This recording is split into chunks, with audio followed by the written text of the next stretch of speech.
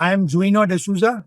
I came here to this exposition and I'm extremely happy at the way the arrangements are made. Perfect. It was an exposition that will be remembered for centuries to come. Now, I have one suggestion. Government has spent over 100 crores to build this beautiful infrastructure.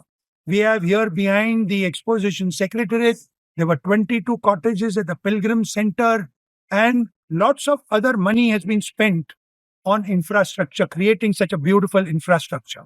As we know, exposition takes place once in 10 years, that is decennial.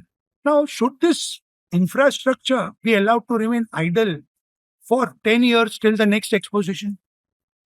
Why should this infrastructure not be put to good use?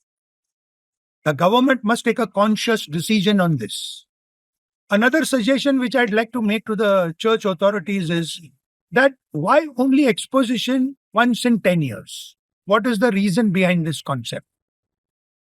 Church in modern society must pursue reforms. So why not have an exposition once in 3 years, triennial, or maybe once in 5 years, or on the feast day, the casket can be lowered and now Goan Sahib can be venerated by so many lakhs of devotees who come flock to old Goa on the feast day, 3rd of December. These are all my thoughts. But of course, I feel that the exposition committee should not be dissolved immediately.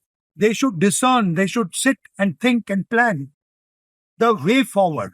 Yes, it has been a very successful, resounding success at this exposition. But we must carry this forward, for the future, so that more and more people can come to venerate our great Goan Sahib